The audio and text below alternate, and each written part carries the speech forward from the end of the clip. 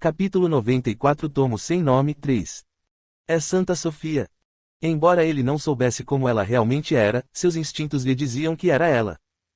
O Wilke estava prestes a falar com ela quando Martinus o interrompeu. Será problemático se você falar com ela agora. Por quê? Sofia não está pronta. Ele estava dizendo para o Wilke esperar o incidente acontecer e apenas assistir. O Wilke assentiu e olhou para Sofia. Parece que ela está esperando por alguém. Ele podia ver a expectativa brilhando nos olhos dela. Ela provavelmente estava esperando por um amante ou uma paixão. Isso não significava que não poderia ser um amigo que ela não via há algum tempo. O que você quis dizer com linhagem divina antes? Exatamente o que diz. Descubra os detalhes por si mesmo no futuro. Martinus não contou ao Wilke todas as informações de que precisava, mostrando que sua confiança nele ainda não era forte o suficiente. Você está falando sobre as crônicas Sangreal. Bem, você poderia dizer que sim. Martinus ficou perplexo por um momento devido ao vasto conhecimento que o Wilke tinha sobre Eteria Rodinos. Mas isso durou apenas um instante. Martinus logo recuperou a calma e apontou em uma direção. Lá vem Roland. Um cavaleiro de cabelos índigo. Ele acenou alegremente com a mão no ar quando notou Sofia. Qual é o relacionamento deles? Não está muito claro, mas seria correto chamá-los de amantes. Roland era o comandante da Ordem dos Cavaleiros da Trindade, um grupo de cavaleiros que ajudou Eteria Rodinos em Porte Delfoa. Ele começou a se afastar com Santa Sofia, e o Wilke fez outra pergunta. Não deveríamos segui-los? Deixe-os passar algum tempo juntos. Precisamos ir por aqui. Martinus respondeu gesticulando na outra direção. No topo da colina havia uma estrutura magnífica feita de mármore branco. É a academia? De fato, essa é nossa base de operações. A base secreta onde os membros da Eteria Rodinos criptografaram seus livros e documentos antigos. Entretanto, após os ataques cometidos pelos fanáticos, o prédio e a base foram incendiados. Felizmente, antes que esse evento acontecesse, a maioria dos documentos antigos foi transportada através do mar para um local secreto. Então Pronoia conseguiu roubar alguns dos documentos. Não apenas eles. Muitos outros grupos com más intenções saquearam nossos livros antigos. O principal grupo a fazer isso foi a Golden Rose Society. Para obter o conhecimento secreto dos deuses, eles cooperaram com demônios. Como eu pensava, havia demônios ajudando-os nos bastidores. Ele ouviu algumas informações incertas no passado enquanto investigava a Golden Rose Society. Os rumores diziam que elas começaram a participar de rituais malignos depois de conhecer e cooperar com o culto das bruxas. No entanto, não havia nenhuma evidência conclusiva para apoiar esses rumores. O que aconteceria se eles conseguissem decodificar esses documentos roubados? O continente Eif cairá em um caos como nunca visto antes. Muitos dos conhecimentos secretos podem causar desastres gigantescos se colocados nas mãos erradas. Essa foi a razão pela qual Eteria Rodinos criptografou os documentos e os escondeu. Portanto, a principal missão do grupo é impedir que o segredo da Rosa Eterna se espalhe. Ninguém fora de Eteria Rodinos pode aprender a língua. Eles não poderiam ensinar Rosa Eterna mesmo se fossem capturados e torturados por inimigos. No passado, Santa Sofia não revelou os segredos, pois foi brutalmente torturada por Pronoia, e o grupo nunca conseguiu decodificar os documentos antigos que haviam roubado. Estou aprendendo bastante agora. Ao observar o mundo imaginário de Martinus, ele poderia potencialmente aprender uma pista sobre o paradeiro das crônicas Sangreal. Ele também poderia descobrir como entrar em contato com Eteria Rodinos. Enquanto ele organizava seus pensamentos e caminhava com Martinus. Ele sentiu um grupo de pessoas o seguindo. Em vez de se virar para verificar esses indivíduos, o Wilke olhou para Martinus. Então você notou, eles são servos da Golden Rose Society. A Sociedade da Rosa Dourada estava perseguindo obsessivamente Eteria Rodinos com a ajuda de demônios. De certa forma, eles eram ainda mais irritantes de lidar em comparação com Pronoia. Como não podiam deixar aqueles lacaios sozinhos, Martinus começou a caminhar em direção a um beco com poucas pessoas. E logo... Bum! Batida! Batida! Os dois seguidores foram erguidos no ar com o uso de magia e foram jogados contra a parede várias vezes sem piedade. Urg! Queijo! Os olhos dos dois homens reviraram enquanto eles soltavam gemidos de dor. Depois de largar os homens no chão, Martinus falou com o Wilke. Por que você não faz o interrogatório? Eu estarei assistindo do lado. Aspas. Aspas. Isso também fez parte do julgamento. O Wilk pegou um dos homens e o agarrou pelo colarinho. Quem enviou vocês? Eu não posso responder isso. Uma resposta típica. Eles estavam relutantes em confessar devido ao medo da Sociedade Rosa de Ouro. Mas isso não significava que o Wilk seria atencioso e misericordioso com eles. Fenda. O Wilk cortou a garganta do homem com a adaga vampírica. Argue. Logo, ele não conseguiu nem emitir um gemido e deu seu último suspiro. Aspas. De exclamação aspas. O outro lacaio que observava a cena começou a tremer de medo. Você também vai ficar de boca fechada? Não. Vou te contar tudo o que sei, então, por favor, me poupe. Ele rapidamente demonstrou sua obediência devido à morte de sua parceira que ele havia testemunhado. O Wilk ficou satisfeito. Ele arrastou o homem em direção a Martinus. Está tudo bem? Você usou um método bastante extremo. Não sou do tipo que mostra misericórdia aos meus inimigos.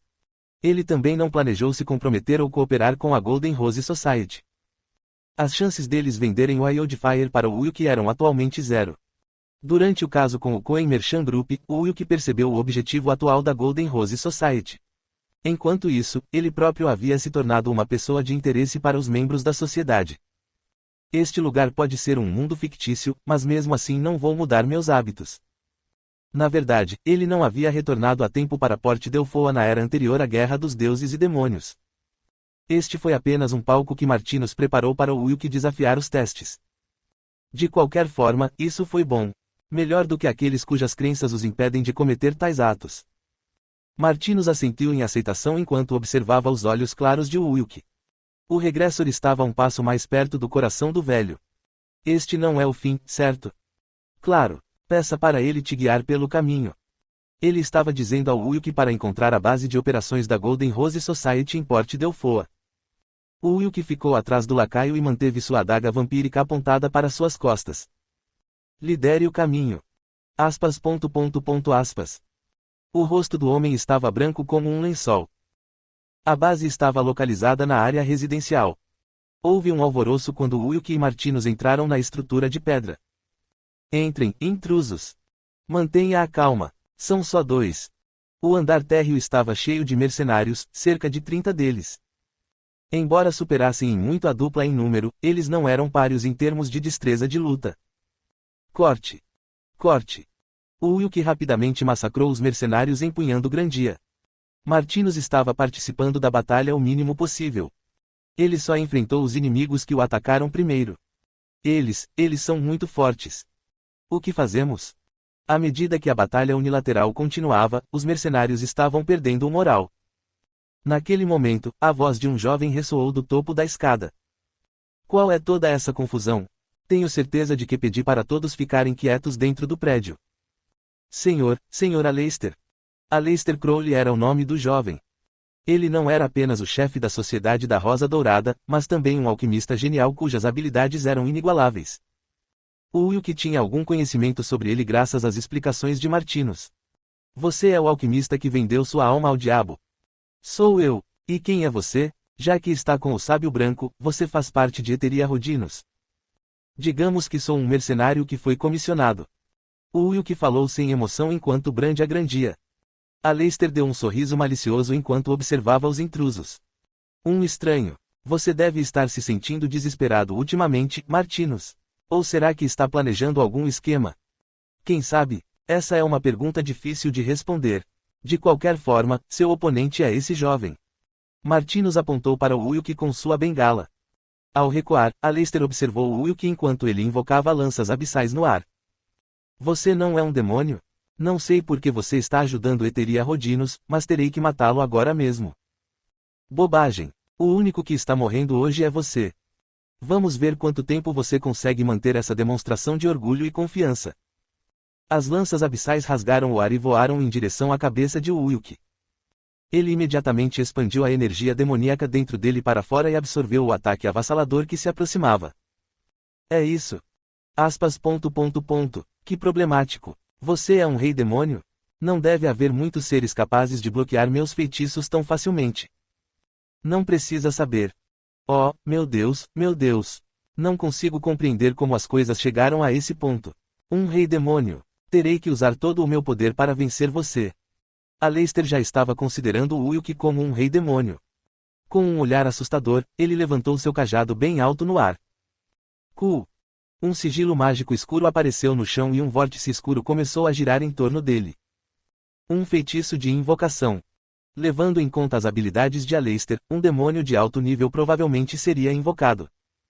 A situação ficaria complicada se fosse deixada sozinha. Depois de elaborar seu plano, o Ulk derrotou Vercérios. Você deveria parar com suas brincadeiras mesquinhas e se preocupar com sua vida agora, Aleister. Oh, essa é sua arma exclusiva? É bem linda. Parece quase o abismo da origem. Aleister observou Vercérios em êxtase, com os olhos cheios de ganância. O Ulk aproveitou o breve instante em que Aleister baixou a guarda e reduziu a distância entre eles. E então... Corte. Ele balançou sua espada horizontalmente e cortou seu oponente ao meio. Depois de verificar as entranhas de Aleister, uma carranca profunda apareceu em seu rosto. A parte bisetada revelou interiores escuros. Sangue e carne não estavam em lugar nenhum, e apenas escuridão total era visível. Ah, não fique tão surpreso. Eu sou um pouco diferente das pessoas comuns. O que você é? O humano que chegou mais perto de encontrar a origem do mundo. Bem, isso parece certo. Os lábios decepados de Aleister se curvaram para cima. Imediatamente, uma enorme cabeça de cobra preta emergiu do sigilo mágico no chão.